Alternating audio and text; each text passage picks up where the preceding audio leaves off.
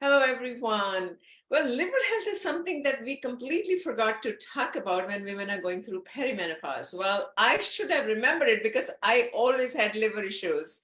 So somehow we forgot, and we're going to talk about it today with Dr. Amanda Tracy. She is a naturopathic physician joining me live, and she focuses on women's health. Thank you so much for joining me. Oh, thank you so much for having me. I'm very excited to talk about liver health during perimenopause and menopause because, as you mentioned, it can be overlooked. So I know you've had previous guests explaining the changes in estrogen levels that we go through in perimenopause and how it can be dominant in some times and low in other times and somewhat erratic before we reach menopause where it starts to be lowering. And this is where the liver plays a big role in managing our estrogen levels during this time.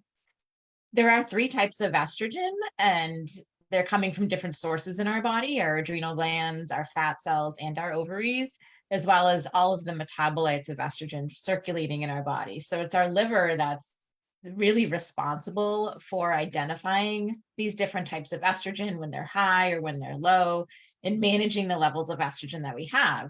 And then focusing on liver health is one of the ways that women in perimenopause can ease some of the symptoms they're going through, like heavier periods or shorter cycles, more headaches or migraines, or even worsening PMS. So all of these symptoms can be caused by erratic estrogen levels. So when I talk to my patients about the liver, most people already come into the conversation knowing that the liver filters alcohol and toxins, and they're thinking of it as managing chemicals mostly. But it's really responsible in recognizing our hormones and managing, balancing those levels. So the liver filters estrogen, manages what types of estrogen you have, whether it's strong estrogen or a weaker, safer form of estrogen. The liver also changes estrogen into different metabolites, and some of these metabolites are more protective against breast cancer and colon cancer, and some of them are more aggravating to our system. So having a healthy liver really is crucial to balancing not just the amount of estrogen you have in relation to other hormones like progesterone and testosterone, but also what type of estrogen and what type of metabolites you have.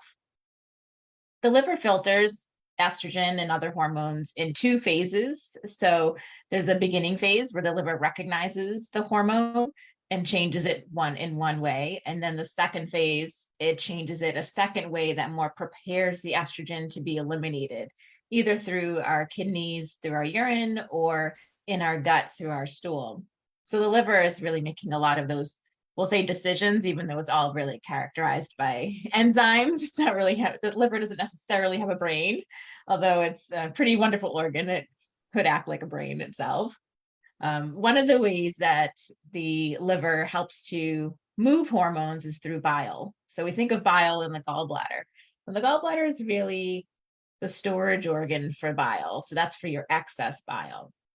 The liver is continually making bile that you're using to digest your dietary fats, but also helps to solubilize your hormones so that they can travel better in blood, because our hormones are fat soluble. So they need that bile to be able to go through our body, but also we need bile to be able to carry these excess estrogens out of our system once the liver has changed them in a few ways.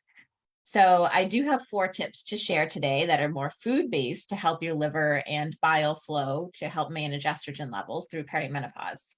And the first one is, I think the easiest one, is to start the day with a cup of warm lemon water. So juicing a sixth or a quarter of a lemon into some warm water. That really helps when you drink that warm lemon water first thing in the morning. It stimulates bile to be released from the liver and your gallbladder. And that starts to flush those hormones through your system and gets the bile going. The second thing to do helps with your liver recognizing excess estrogen, and that is to get more phytoestrogens in your diet. We often think of phytoestrogens like soy or flax more as tempering estrogen throughout our body and protecting our breasts or protecting other cells from estrogen. But phytoestrogens actually help your liver change estrogen, your estrogen hormone, in that initial phase of detoxification and recognizing excess estrogen. So When we're thinking of phytoestrogens, there's of course soy, which is one of the most researched phytoestrogens. So if my patients are going to go for soy, I recommend organic, non-GMO, natural forms of soy like tempeh, soy, and edamame. But if you're not incorporating soy in your diet for a few reasons, then you can look to flax seeds, and ground flax seeds are something pretty easy to add to your oatmeal or smoothie in the mornings. But what a lot of women don't realize is that phytoestrogens are pretty prevalent in all of the plant foods. We have a lot of phytoestrogens in onions and apples and chickpeas, so they're coming from a lot of sources. So that's helping your liver recognize that excess estrogen. Then your liver wants to change it a second time and help it be eliminated. And this is maybe one of the more fun food groups. Foods high in magnesium help with this process. And I say more fun because it's beans and lentils, which are really great sources of protein and fiber, low calorie sources of magnesium, but also dark chocolate. And usually my patients don't fight me on this at all. Eating some dark chocolate every day, getting some magnesium, helping your liver, helping your hormones, and helps to boost some dopamine and serotonin too when we have that chocolate. So chocolate every day, as long as it's dark chocolate and really high quality, that will help your liver further manage that estrogen. The fourth thing that I recommend my patients to have every day is a source of carotenoids. These are the orange pigments that you'll find in carrots, sweet potatoes, pumpkin, also peaches and mangoes and papaya. So carotenoids have lots of benefits for our hormone balance, but when we're thinking about the liver, the carotenoids help to protect estrogen as it goes to the liver, protect the liver as it's doing this detoxification and filtering, because they're high in antioxidants, and also help to keep estrogen in the better form to be eliminated through our stool and through our urine. So it's very protective to have those carotenoids every day.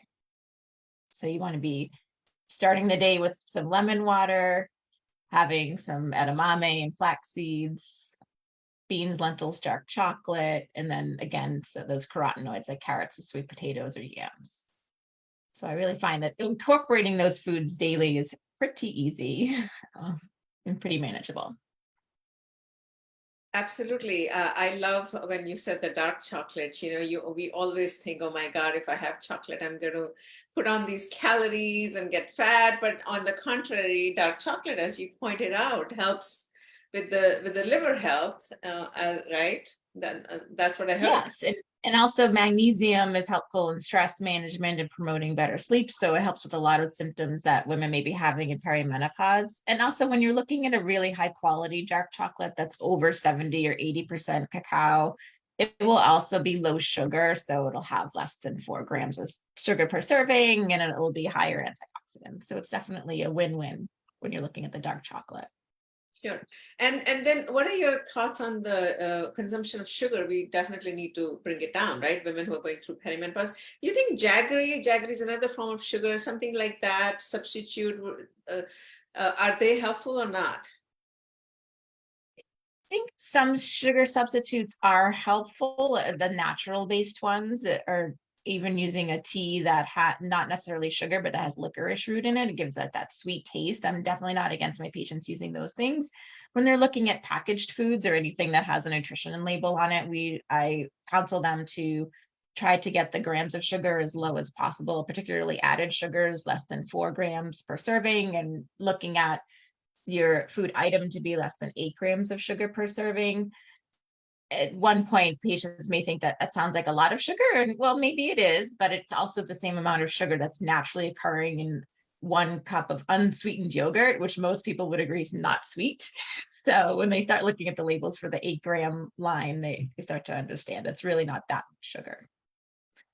All right. Okay. Well, this is a quick 10-minute session that we bring on a daily basis so that people can, chew the bite-sized information we bring. We don't try to inundate our, everyone with so much information. So keep supporting us. We're coming up with programs and we're coming with a lot of support from women out there all over the world. So stay tuned. Any last comments, any thoughts? And you want to share your website? You want to share anything? Please do so. Sure. My website is dramandatracy.com. And if you're viewers go there, they can actually download a recipe guide that highlights these foods and others, specific foods for hormone balance. And I can be found on social media at Amanda Tracy ND. All right. Well, we'll definitely share a download and share it and put a PDF link somewhere on our social so that people can view it or direct them to your website and they can download it themselves as well. Right? Fabulous. Thank you. Thank you so much. And thank you for being with me. Thank you. Thanks for having me.